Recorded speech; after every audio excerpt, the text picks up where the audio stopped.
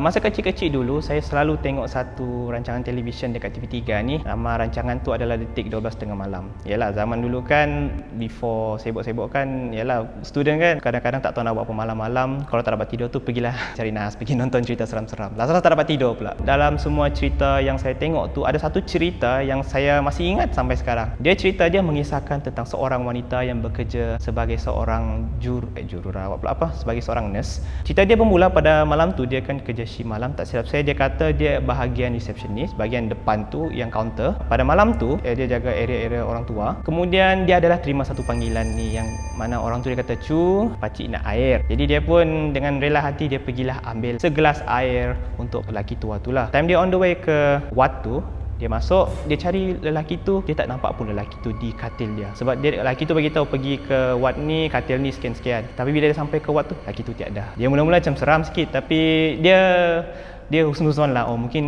pakcik tu pergi tandas ke, pergi bersia-sia ke, malam-malam buta ke. Dia pun letaklah gelas tu di meja tu, kemudian dia kembali ke receptionist. Dia dapat lagi satu panggilan yang sama. Selepas beberapa minit, dia balik daripada menghantar minuman tu ke lokasi pakcik tu. Kali ni dia macam nak air lagi sebab air dia dah habiskan, so dia nak minta refill lah. Okay, dia pun heran macam, pakcik ni tadi tak dapat air yang aku bagi ke? Oh, tak apalah, aku pergilah ambilkan air lagi sekali ni. Tapi kali ni dia rasa macam seram sikit. Jadi dia ambil keputusan untuk bawa pakcik guard untuk teman dia bersama dengan dia pergi dekat ward tu lah. Sebab dia dah rasa seram kan, sebab panggilan pertama tu pakcik tu macam tak sedar ada air. Jadi untuk panggilan kedua ni dia nak rasa safety sikit lah. Time dekat satu lorong on the way ke ward tu, dia ambil lorong yang sama macam tadi. Dia ada ternampak ada satu bayang-bayang tengah keluar di hujung lorong tu. Macam hujung lorong tu nak belok ke kanan ke kiri, dia ada nampak ada satu bayang-bayang keluar tu. Dan pakcik guard tu suluh, dia terus lari. Dia ucap, betul orang ni, kenapa dia lari? Lampu tu dia dibiarkan begitu saja, terjatuh. Jadi nurse pun pergi ambil lampu suluh tu, dia pergi suruh dekat area tadi. Dia kata dengan pakcik, balik bilik pakcik. Bayang-bayang tu pun daripada berdiri di situ, dia terus hilang, menghilangkan diri dia.